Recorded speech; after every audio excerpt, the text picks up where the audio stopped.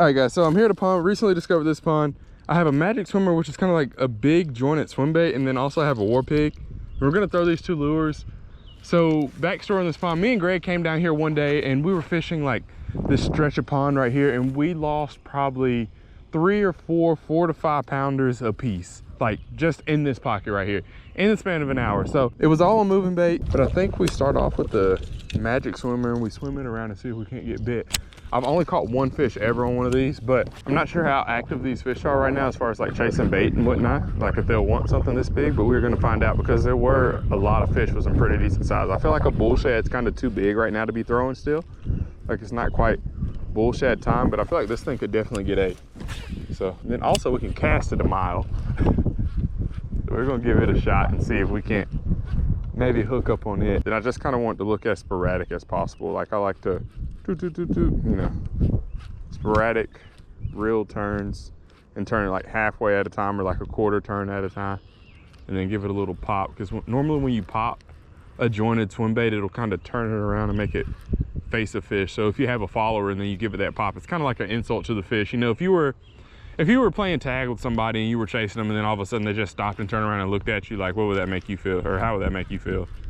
So just multiply that feeling times 10, because the bass is probably trying to eat this thing if it's following it. They're trying to get a better look at it to see what it is.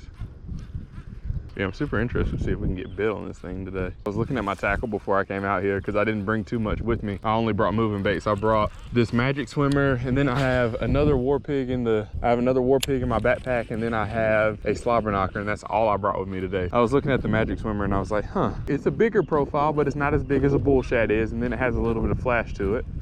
Then we got this wind today, so I think we might need something with a little bit of vibration and flash, so the war pig might be a better option, but we're gonna fish this thing down because I feel like we'll get a little bit bigger bite on this, and then if we haven't caught anything in we'll give it an hour or so. If we don't catch anything in the next hour, we're gonna switch it over, but until then, we're gonna give this thing its fair shot.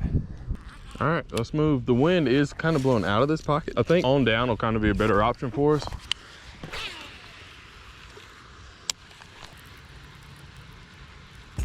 Oh, there we go. That's a good one. That's a good one. Come here. Oh my goodness, that's a good one. Let's go. That's the first one, baby. Right there at the edge.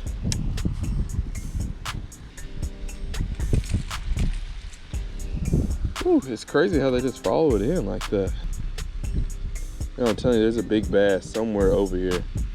I don't know where. A big part of me coming out here today was to find big old bass. A nice thick LMBZ, baby. Let's go.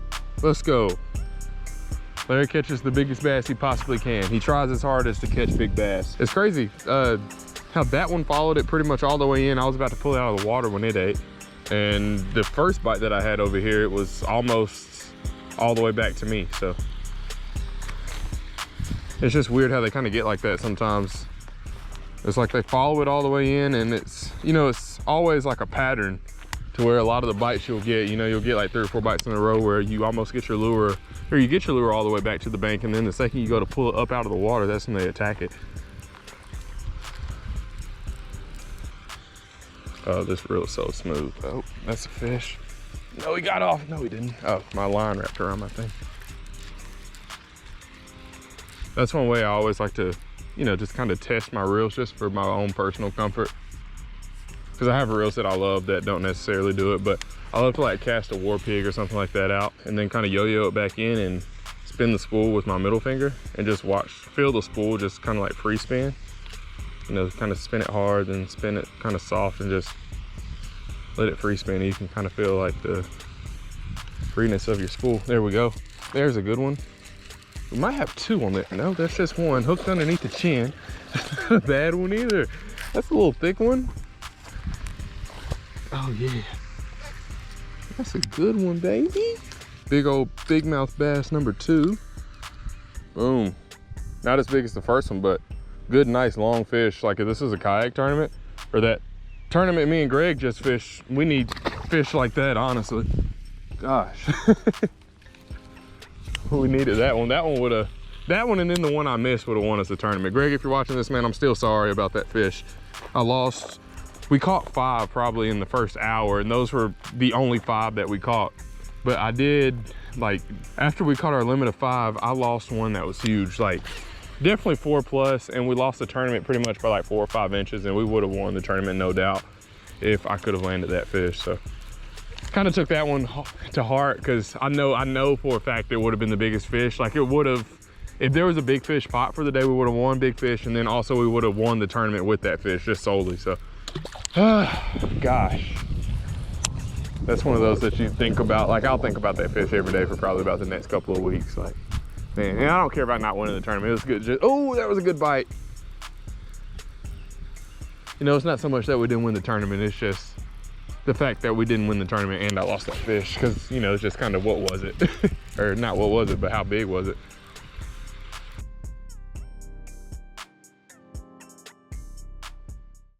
All right, so I have a awesome surprise for you all, and we're gonna get straight into that. We are taking an e-bike ride to the fishing spot today. And look, we got 3 2-piece rods. We got our reels, camera, everything in a backpack, so we don't have to worry about it. Probably gonna get pulled over on this bike because I like Robin Hood, but I mean, it's all good. Steal from the rich, give to the needy. Take a little something, but I'm not greedy. All right, let's get into the surprise. What follows is a brief construction montage.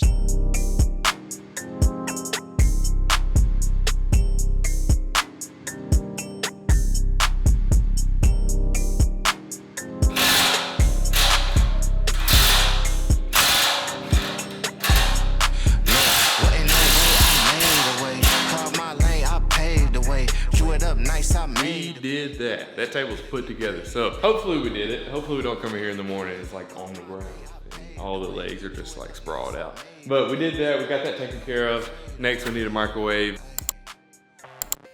It's definitely been a year since I've made fishing lures. That's what we're about to do. We're gonna make some good old juicy fishing lures to take with us today. Boom, that's your surprise. I hinted at this in a previous video a while back. We have a whole array of stuff. Big shout out to the guys at Fat Guys Fishing. I'll have the website linked down below, also a little discount code for you guys if you want to pick up some fishing lure molds, because I know a lot of you guys always ask me where do I get a lot of the stuff. All these molds that you're gonna see today, Fat Guys Fishing, so shout out to those guys. They sent over some stuff that we are gonna be using today, and we are gonna start making fishing lures. Again, we're probably not gonna do full dedicated videos, but we're gonna make it part of the video so we can go catch some big old big mouth bass on some handcrafted, handmade lures. I'm gonna tell y'all all that we have. We have our plastic, so this is like the lure, this is the fishing lure right here, this plastic saw right here. Never shake this, you're not supposed to shake it, you just kind of give it a nice little rotation. We take the plastic, put it into our cup. This is our cup right here. This is what all of our plastic is going into. Then you take the cup, you put it in the microwave, and I think the plastic needs to be like 315 if I remember correctly. Then you take your injector. We got a brand spanking new injector. This thing is huge, like it's about 16 inches. I wish me from 2 years ago could watch me doing this now. He'd be so disappointed. All right, so I got another microwave. My old microwave was like a drug microwave, we were pretty sure. If you watch any of the old videos, we came to a conclusion as a community that microwave was definitely used for drugs. And this is like a microwave that goes over the oven. I found this on Marketplace, 25 bucks, so it's gonna work. Cook time, 25 minutes. Just kidding. We're gonna put that in there for 1 minute and 30 seconds. I think I used to do like 1 minute and 30 seconds, and then I'd pull it out, stir it, put it back in, check the temperature, and I think it needs to be like 315, I wanna say. So that's what we're gonna shoot for. And then we're gonna shoot it into our molds, which are cold. So we might heat up our plastic a little bit more. The only thing is we don't wanna burn the plastic. Microwave's not working. On the plus side, the microwave is working. Anything for y'all, anything for y'all. I feel like Jeff Hardy did it. It worked. All right. Hopefully that doesn't just come across as wind noise for y'all. But if it does, it just means that you get a couple more years of Larry Melton Jr. videos. This is not gonna work at all. The second I open this glitter up, it's just gonna be like Tinkerbell came through here and just, I think you only need like a few drops. We're gonna put a lot in there just for good measure. Oh yeah, look at that. We still got it, boys. Might add a little bit more actually. That's money. Okay, we need this thing. And I don't know if we gotta put some flake in there. We got to. Yeah, this is definitely not meant to be like a stir because I broke it. All right, here we go. First time in a while.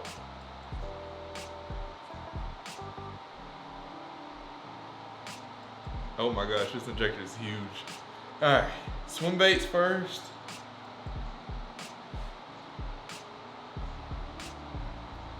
Is it already full? I guess it is. Next one. Oh, these don't take much at all. Should probably have on a pair of gloves, but we don't have any of those. All right, I think a lot of this might have to do with the molds being cold. I'm not sure how good these are gonna turn out, honestly. And I think it's just 100% the plastic touches the mold and it's just freezing cold. So we might have to do like a second group of these.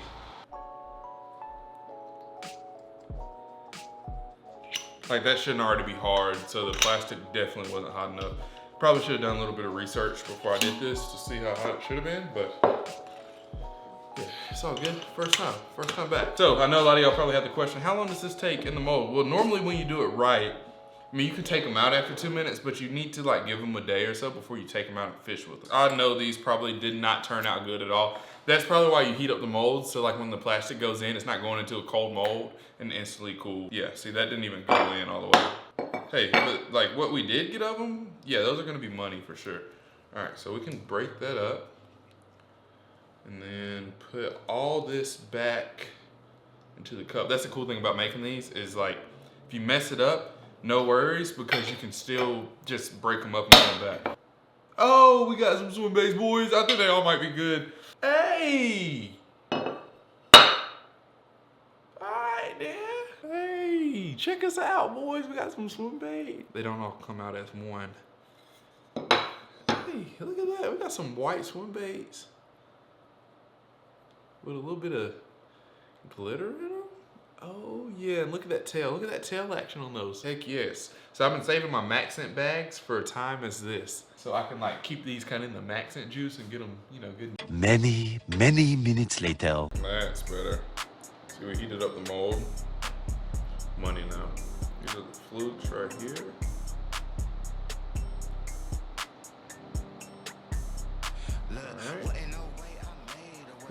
One key is whenever you get done or get to the end, you gotta keep a little bit of pressure applied.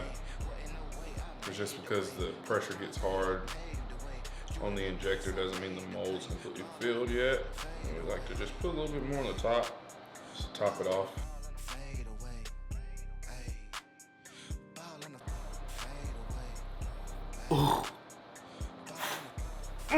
Those look good. Those look good. Probably should lay these out. We're gonna lay these flat somewhere just so they can dry. Long-term smoke like an all-day sauna. Fried with the on none. Feeling like my lungs and I'm feeling like y'all too, man. I don't care what y'all do. Better have my check with enthusiasm. Finna make a cool get moody. Yeah, I'm on my whole trip. I'm an expedition. Play it once, better get an. So that's the first time in a while. Hopefully you guys really enjoyed that. I really enjoyed making those, and we're gonna start making a couple videos a month, or maybe, you know, just depends on how y'all feel about the content. If y'all like it, if y'all don't like it, say, Larry, please never do that again. It feels so good to have two-piece fishing rods. I actually found a Black Max two-piece rod. Let me know what you think about this style of video. Do you like seeing the bike? I think the bike's pretty neat. I'm just excited to go on a big trip. When I went to North Carolina for Red Crest, I took it with me in hopes, we gotta give it a little bit of extra juice here. I took it with me to Red Crest in North Carolina just to hopefully be able to take some trips and find some little inner city fishing spots, but I wasn't able to there. One, it was 30 degrees. One morning we woke up, there were snow flurries and rain. I was like, nah, it's not bike weather. If I go fish today, it's gonna be in the truck. All right, so this is where it gets interesting, Gat, because we have all of our stuff. We got a little rod tube, and we packed a couple of reels. Oh, the other two rods that we have are spinning rods. That's a L. Probably not gonna use those too much today. Oh, don't go in the water, fishing rods. That's not what we want. All right, awesome. Got this. Boom. So we got a good two-piece rod. This is a 7-foot medium. Not ideal, but in my opinion, having a 7-foot medium rod beats having no rod and beats having to carry a just 7-foot rod that you cannot break down on the bike. All right, so we have a lot of different lure options starting off. I'm not sure what we're gonna start with, but We'll figure something out. It's the worst feeling in the world when you're like rigging your rod up and then your line starts to go back through your guides.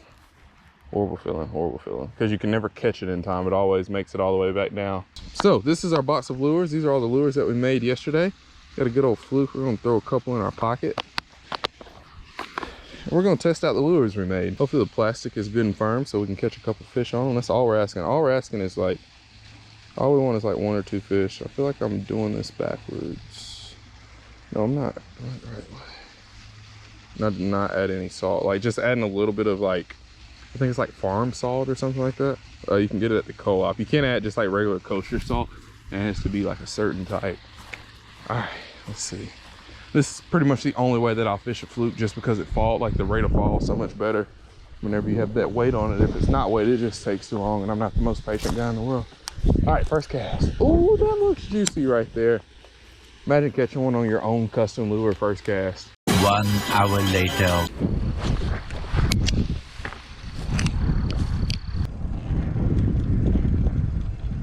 All right, we're gonna try this spot right here.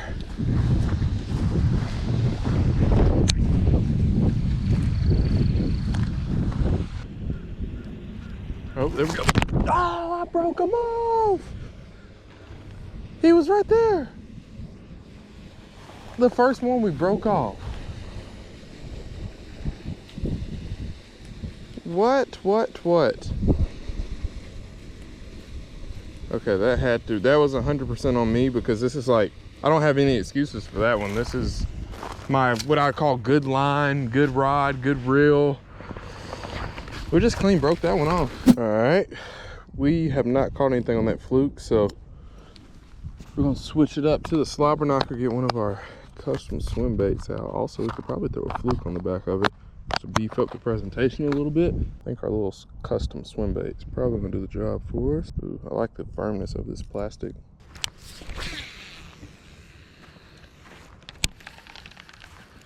This is such a nice reel.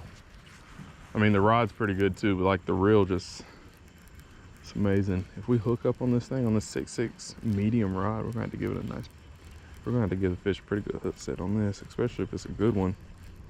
Last time we were over here, we caught a pretty decent one. Oh my gosh, the tail action on this swim bait is amazing. I wish the water was a little bit warmer. If we had I wish these past couple of days were warmer. I know we'd be killing it on it. Like, no doubt. Not sure if y'all can see that in the water, but sheesh. Thing's pretty sporadic. I got one, boys. I got a fish on the swim bait. Let's go. First one. It took a minute, guys. Done, boys. Let's go. First one. I was not expecting that. Thank you. Awesome. Thank you so much for hanging out, dude. Thank you. Finally, we have the skunk off the bank. Can't say off the boat. We got the skunk off the bank. We got our little custom swim bait. First fish on the custom swim bait. All right, let's see if we can find. All right, I just wanted to come on here and document and say that it's been tough today. I don't want to blame it on the lures. I really just think it's because of the weather that we've been having. We've tried the slobber knocker and we've tried the fluke, and we've made, shoot, I couldn't tell you how many casts we've made so far today, but I mean, we haven't had that much luck. We caught that one and then we broke off on one. So we're gonna keep trying. We have a little bit of daylight left. It is 7:03. Probably not gonna get all the way dark before another 30 minutes or so. So I'm not sure how well y'all gonna be able to see on the GoPro, but if we catch one, I will let you know on the big camera. So stay tuned. We're gonna figure it out. We're not leaving with one fish. We're gonna catch multiple. Then if not, I'm taking my new tournament kayak out tomorrow, and we'll take all this stuff with us tomorrow. We're gonna catch something on it tomorrow. So, but until then, we're gonna figure it out. So stay tuned.